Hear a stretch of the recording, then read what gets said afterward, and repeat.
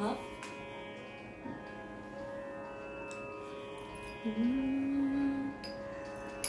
आनंदे दत्तात्रे देवदेव श्री सर्वज्ञ दासोपंत स्वामी महाराज की जय। सब संतन की जय। गो माता की जय। भारत माता की जय। दासोपंतांची 1.25 लक्ष पद, ज्याला स्वतः दासोपंतांनी पदार्णव असं नामाभिधान दिलेलं होतं आहे, पण त्यापैकी थोडी फार कमी पदं आत्ता सध्या उपलब्ध आहेत.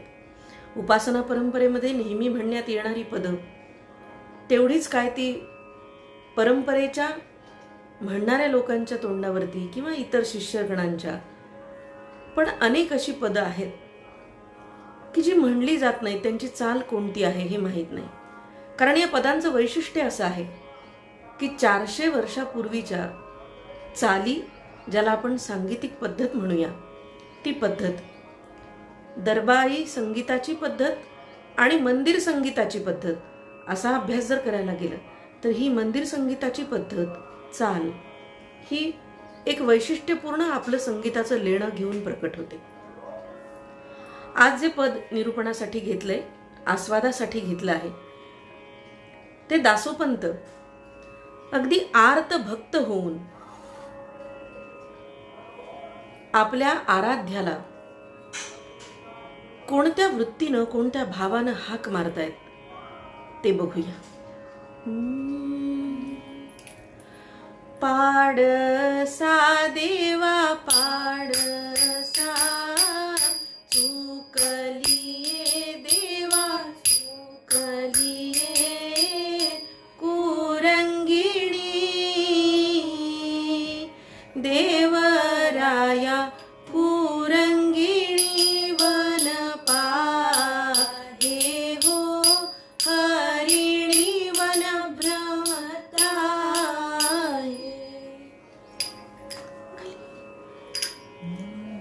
या पदामध्ये दासोपंत स्वतःला पाडस असं म्हणून घेत आहे.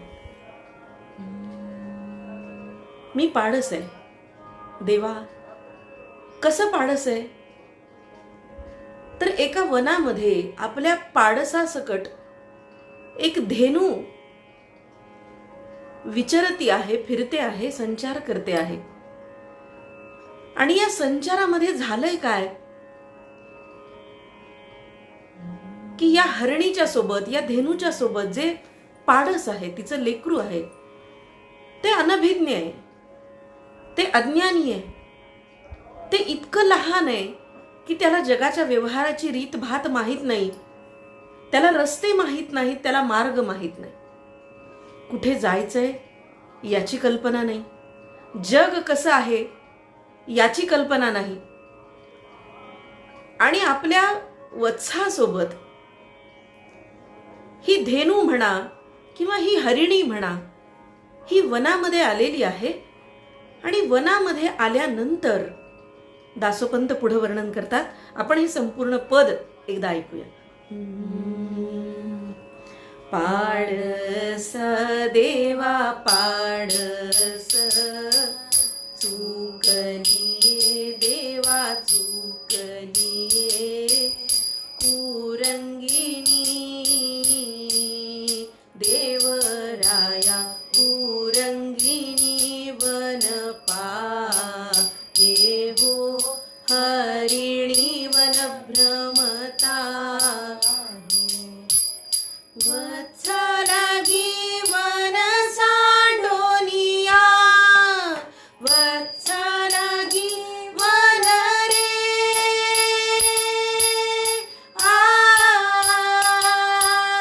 वत्सलागी वन सांडोलिया, वन सांडोलिया, धेनू धावे, धेनू धावत से लवलाही, ऐसा कहिये सिया, ऐसा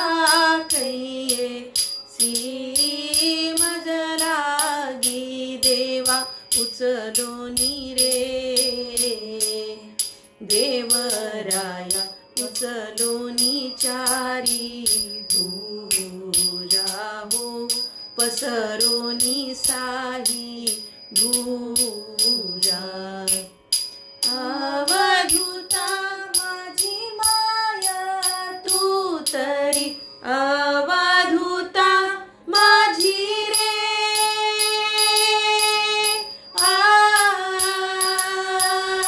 अवधूता माझी माया तू तरी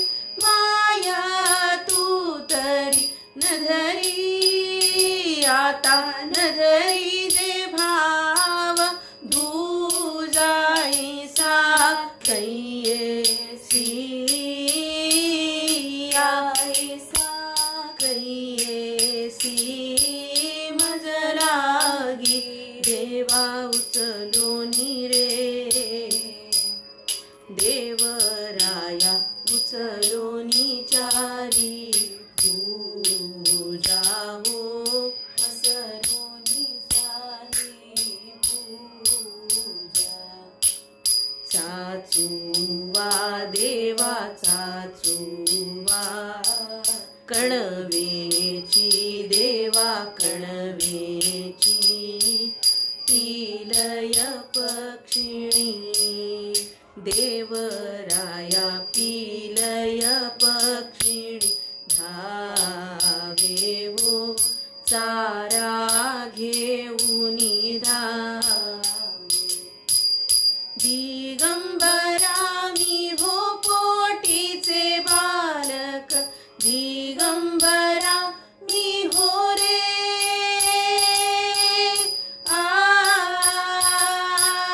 दिगंबरा मी हो पोटीचे बालक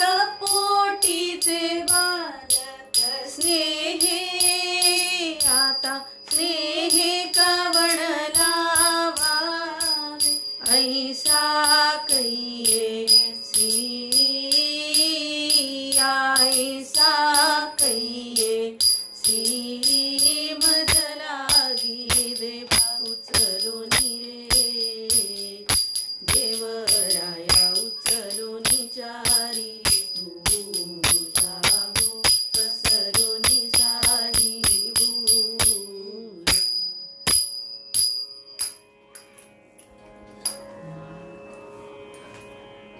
थोडीशी पार्श्वभूमी सांगितल्याप्रमाणे हरिणाच्या सोबत हे पाडस वनामध्ये हिंडत आहे हुंदडत आहे पण अचानक न जाणो काय झालं आणि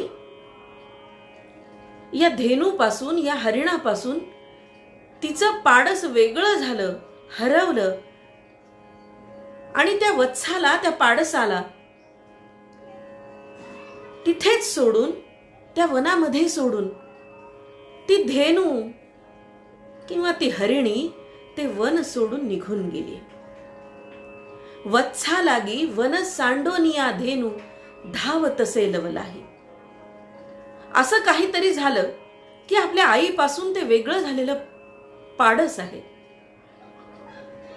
आणि या पाडसाला आता कोणी वाली नाही ते चुकल्यासारखं झालंय ते भांबावलंय ते हरवलंय आणि आपल्या सर्वांना आपण त्या वयातून गेलेलो आहोत किंवा त्याची जाणीव नक्की असू शकते होऊ शकते की अजाण बालक जेव्हा आईचं बोट सोडून जत्रेमध्ये हरवतं एखाद्या निबिड अरण्यामध्ये हरवतं तेव्हा त्याच्या मनाची अवस्था काय होते दासोपंत म्हणतात हे परमेश्वरा हे दत्तात्रेया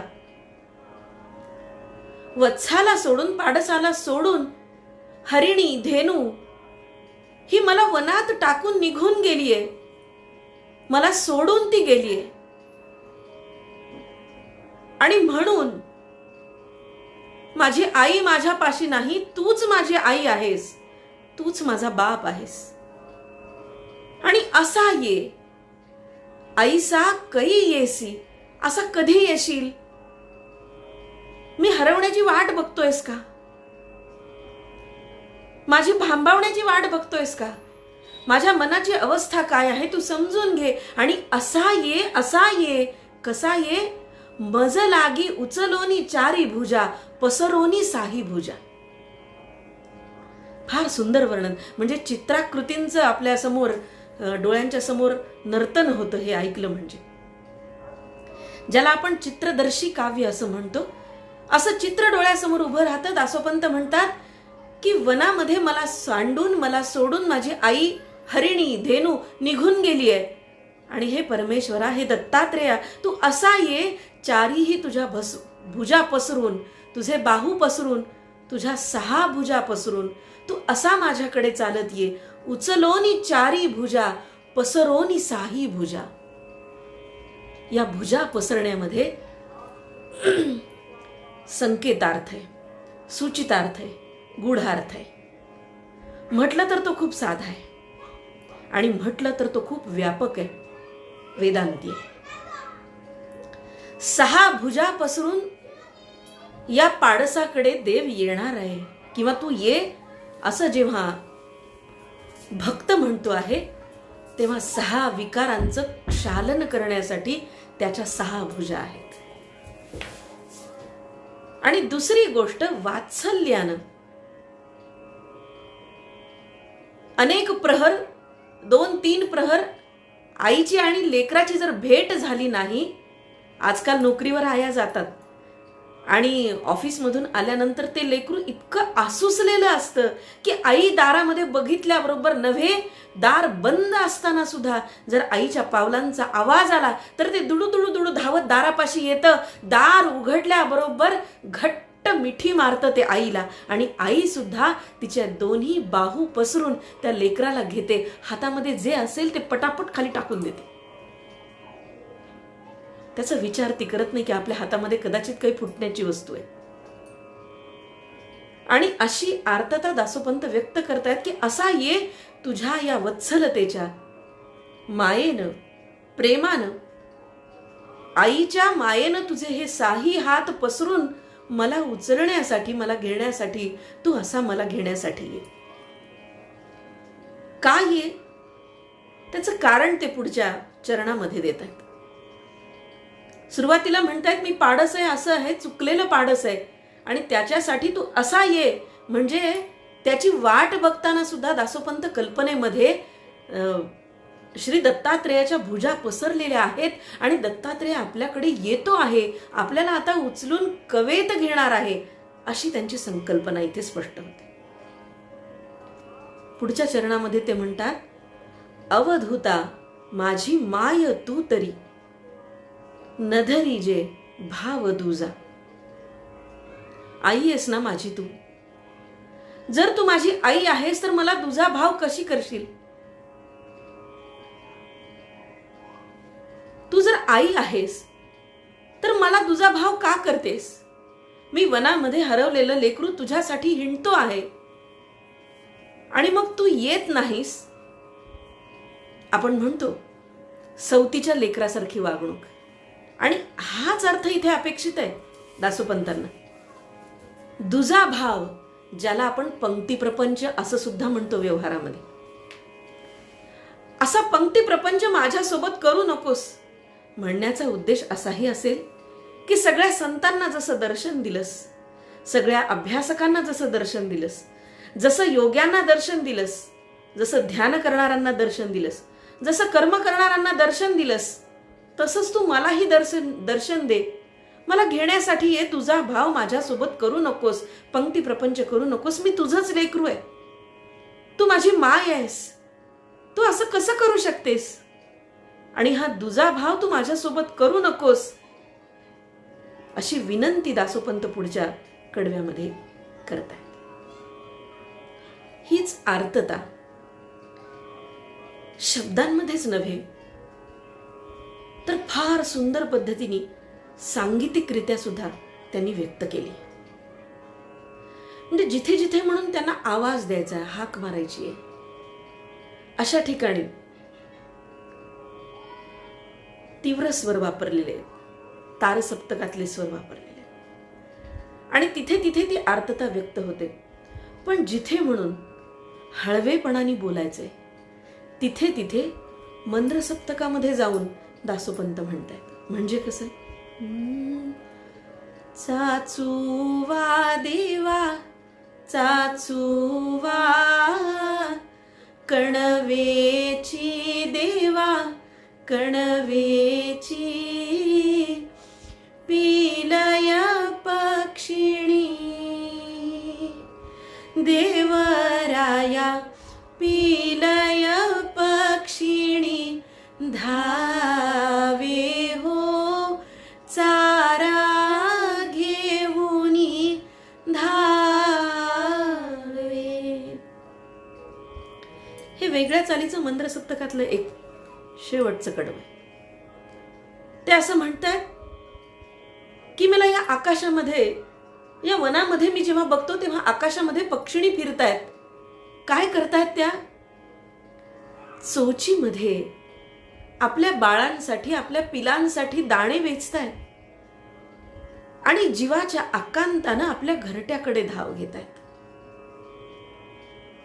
चाचुवा देवा चाचुवा कणवेची देवा कणवेची, पिलय पक्षिणी धावे हो चारा घेऊन धावे. कुणी चारा घेऊन धावतंय, कुणी चोचीमध्ये अन्नाचे कण पिलांसाठी घेऊन धावतंय. आपल्या पिलांसाठी चारा आणि निवारा ही जशी जबाबदारी पक्षिणीची आहे, आईची आहे, आई वडिलांची आहे, तशी तुझी आहे. मी तुझं लेकरू आहे, मग तुझी ही जबाबदारी नाही का? आणि पुन्हा शेवटच्या कडव्यामध्ये दासोपंत आठवण करून देत आहेत की मी या पक्षिणी बघतोय, त्या धावतायत आणि त्यांच्याकडे बघून मला तुझी आठवण येते. पक्षिणी धावते, पण मला मात्र न्यायला माझ्याकडे कोणी येत नाहीये. आणि म्हणून हे दत्तात्रेया, हे दिगंबरा, मी तुझ्या पोटीचं बालक आहे. माझी आठवण असू दे, मी तुझ्या पोटीचं बालक आहे. आणि पुढे अत्यंत स्नेहार्द शब्दामध्ये ते असं म्हणतात की स्नेहे कवण लावावे. अरे तू नाही मला पोटाशी धरायचं तर दुसरं कुणी धरायचं? कवण लावावे, प्रश्न विचारलाय त्यांनी. स्नेहानं, प्रीतीनं, प्रेमानं, मायेनं तू जर मला जवळ करणार नशील तर दुसरं कोण बरं जवळ करील? आणि म्हणून हे दत्तात्रेया, मी तुझ्या पोटीचं बालक आहे. तुला तुझ्या चरणावरती अनंत विनंती करतोय की या पक्षिणींसारखं मला तुझ्यापाशी यायचंय. या पिलांसाठी जशी पक्षिणी ही धावते आहे तसा पक्षिणीसारखा माझ्याकडे तू धावत ये, चारा घेऊन ये, कण वेचत ये. आता पुन्हा इथे सूक्ष्म अर्थ आहेत, काही गूढार्थ आहेत, काही संकेतार्थ आहेत आणि सूचितार्थ आहेत. का बरं खोलात जायचं? खरं म्हणजे साधा सरळ अर्थ आहे याचा. काय अर्थ आहे की परमेश्वराला दासोपंत माय बाप असं संबोधतायत. मला कोणी नाहीये.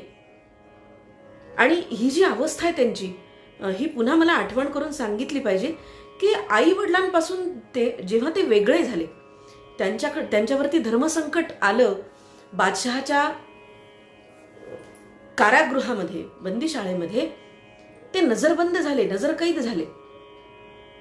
आणि या नजरकैदेत असताना कदाचित त्यांच्या मनाची अवस्था हीच असली पाहिजे. आणि त्याच मनोअवस्थेमध्ये दासोपंत अशा प्रकारची शब्दरचना करू शकतील. आई वडिलांपासून वेगळं झालेलं हे पिल्लू जेव्हा धर्मसंकटात पडलंय आणि मोगलांच्या, मुसलमान अंमलाच्या बंदिवासात आहे, आपलं सोबत कुणीही नाही, आपल्यावरती प्रेम करणारं कुणी नाही, आपल्याला या संकटातून सोडवणारं कुणी नाही, अशी अवस्था जेव्हा झाली तेव्हा आई वडील नसलेलं हे बाळ आपल्या आद्य दैवताला, 7 पिढ्यांपासून असलेल्या परमदैवताला हाका मारतंय आणि आपली अवस्था सांगतंय की माझी अवस्था अशी झाली आहे. दिगंबर पंत दरबारामध्ये आले काय, सारा वसूल झाला नाही म्हणून बादशहानी दिगंबर पंतांच्या एकुलत्या एक लेकराला, दासोला ओलीस ठेवून घेतलं काय. आणि दासो असं म्हणतोय की माझी आई मला वनामध्ये सोडून गेलीये. कदाचित हाच तर संदर्भ नसेल. दिगंबर पंत अगदी काळजावरती दगड ठेवून दासोला दरबारामध्ये आपलं बोट सोडून जड पावलांनी तिथून बाहेर पडले खरे, पण खरंच का हो एखादी आई, एखादे वडील आपल्या लेकराला असं सोडून येतील? पण ते तसं सोडत नसले तरी सुद्धा सध्या मात्र दासोची अवस्था ही होती. बाप सोडून गेलाय, आईचं काहीच चालत नाहीये. आई बाप जवळ नाहीत, प्रेम करणारं कोणी नाही. 1 महिन्याच्या अंतरानं मी मुसलमान होईन, मला मुस्लिम धर्म दीक्षा दिली जाईल, आणि हे संकट माझ्यावरती आल्यापेक्षा मृत्यू जवळ केलेला बरा, अशी अवस्था जेव्हा होते त्या पूर्वी दासोपंत आपल्या आराध्य दैवताला आवाज देतायत, आर्ततेनं साद घालतायत. आणि म्हणून ते म्हणतात, चारा घेऊन धावे चोचीमध्ये कण आणि माझ्या निवाऱ्याची व्यवस्था. चारा घेऊन ये, चोचीमध्ये असे काही कण घेऊन ये. हे कण कशाचे आहेत? पिलांची भूक भागण्यासाठी हे कण आहे. ही भूक कशाची आहे? अर्थात पुन्हा इथे वेदांत येतो. दासोपंत असं म्हणतात की माझ्यामध्ये असलेली धर्मनिष्ठा, माझ्यामध्ये असलेली स्वामीनिष्ठा, माझ्यामध्ये असलेली दैवतनिष्ठा, माझ्यामध्ये असलेली राष्ट्रनिष्ठा सारपणाला लागलंय, सारपणाला लागले. आणि मी एकटा पडलोय, मदत करायची म्हटलं तरी कुणी करू शकत नाही अशी अवस्था माझी झाली आहे. तुझ्याशिवाय आता दुसरं कोणी मला पोटाशी घेणं अशक्य गोष्ट आहे. आणि जर तूच मला स्नेहाने प्रेमाने आपल्या पोटाशी धरलं नाहीस, जवळ केलं नाहीस बालक म्हणून, तर दुसरं कोण बरं करेल? अशा प्रकारची आर्त साद घालताना दासोपंत पक्षिणीसारखा तू माझ्यासाठी चारा घेऊन ये, माझ्यासाठी कण आण, जी माझी भक्तीची भूक भागवतील, जे मला या धर्मसंकटातून सोडवतील. मला निवारा मिळेल तो भक्तीचा मिळेल. जो निवारा असेल तो तुझ्या कृपेचा निवारा असेल. आणि असा चारा, असे कण असं घेऊन ये की ज्याच्यामुळे माझी जन्मानुजन्माची क्षुधा तृषा ही संपुष्टात येईल. सगळ्याच पदांचं मूळ बीज दत्तात्रय आराध्य दैवत आहे. सगळ्याच पदांचं मूळ बीज वेदांत आहे. सगळ्याच पदांचं मूळ अधिष्ठान हे भक्ती आहे. पण ज्या ज्या परिस्थितीतून दासोपंत गेले, त्या त्या परिस्थितीत दासोपंतांनी आपल्या आराध्याला, आपल्या दैवताला वेगवेगळ्या भावनांनी भावविवश होऊन, भावविभोर होऊन साद घातलेली आहे. पाडस देवा चुकलिये, या वनामध्ये हरणीचं हे पाडस चुकलेलं आहे. ही परिस्थिती, ही केव्हाची उद्भवलेली परिस्थिती, तर याची संगती आपल्याला दिगंबर पंतांनी दासोला दरबारात सोडल्यानंतर, बादशहानी दासोला ओलीस ठेवल्यानंतरची परिस्थिती. आणि या परिस्थितीमध्ये दासोपंतांच्या तोंडून हे शब्द कदाचित निघाले असतील. जेव्हा केव्हा ते ह्या अवस्थेतून जात असतील, तेव्हा जरी हे लिहिलं गेलं नसेल तरी संपूर्ण भारताचं भ्रमण, त्यानंतर माहुरगडाचं त्यांचं वास्तव्य, आणि त्यानंतर राक्षस भुवनाहून अंबाजोगाईला आल्यानंतर त्यांचं जीवनाचा पट थोडा स्थिर झाला. आणि आयुष्य थोडंसं स्थिरावल्यानंतर त्या चिंतनामध्ये, मननामध्ये पूर्वाश्रमीचे ते क्षण आठवून दासोपंतांनी शब्दबद्ध केले असावेत. काही घटना, काही प्रसंग, आयुष्यात असे असतात की आपल्या मृत्यूपर्यंत आपण तो दाह, ते दुःख किंवा ते सुख या दोन्ही गोष्टी कधीच विसरू शकत नाही. आणि म्हणून दासोपंत जेव्हा अंबाजोगाईला आले असतील तेव्हा त्या क्षणांची प्रचिती, त्या क्षणांचं पुनर्स्मरण, त्या प्रसंगांचं स्मरण पुन्हा पुन्हा करून दासोपंतांनी आपली मनोअवस्था प्रकट केली असावी. आणि या मनोअवस्थेमध्ये दासोपंतांचं भक्त म्हणून आर्तमन तर दिसतंच, पण देवाला जेव्हा माय बाप म्हणून ते आर्तपणे हाक मारतात तेव्हा देवाला पोटाशी धरण्याची त्यांची विनंती खरोखर त्यांच्या आर्ततेमध्ये भर टाकते. ते शेवटच्या ओळीमध्ये जेव्हा आपलं नामाभिधान वापरतात, दिगंबरा मी हो पोटीचे बालक, किंवा नाममुद्रा वापरतात, तेव्हा ते वडील या अर्थानंही वापरतात आणि प्रत्यक्ष परमेश्वर गुरु या अर्थानंही वापरतात. आणि म्हणून सर्वार्थानं तेव्हा जेव्हा ते साथ घालतात, दिगंबरा मी हो पोटीचे बालक, त्यांनी ते वडिलांनाही म्हटलंय, त्यांनी ते गुरुलाही म्हटलंय, त्यांनी ते प्रत्यक्ष दत्तात्रेय प्रभूंनाही म्हटलंय. दिगंबरा मी हो पोटीचे बालक, स्नेहे कवण लावावे. तू केव्हा मला पोटाशी धरशील? तू नाही धरलंस तर दुसरं कोण भर धरील? कवण लावावे. आणि म्हणून तू असा ये की चारी भुजा पसरून, साही भुजा पसरून उचलून तुझ्या भुजा तू माझ्याकडे ये.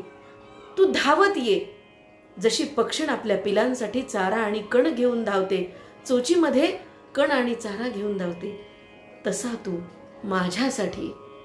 पक्षिणीचे पंख पसरलेले असतात आणि त्याच चित्रमयी प्रदर्शनामध्ये दासोपंत आपले शब्द ठेवतात की जशी पक्षिण पंख पसरते तसे हे दत्तात्रेय प्रभू तुझे चारही हात उचलून, सहाही हात पसरून तू माझ्याकडे धावत ये. अत्यंत सुंदर आर्त अशी दासोपंतांची ही रचना आज आपण बघितली. अशा रोज जितक्या होतील तितक्या चातुर्मासामध्ये आपण दररोज एक रचना बघणार आहोत. आपण मोठ्या स्नेहानं, प्रेमानं, श्रोते तुम्ही माय बाप या भूमिकेनं येता आहात, ऐकता आहात. मनःपूर्वक आपण सर्वांचे धन्यवाद.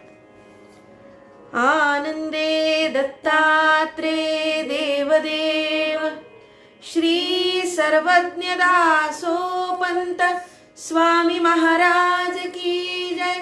सब संतन की जय. गो माता की जय. भारत माता की जय. सद्गुरु आनंद स्वामी महाराज की जय. आर्य सनातन वैदिक हिंदू धर्म की जय. धन्यवाद.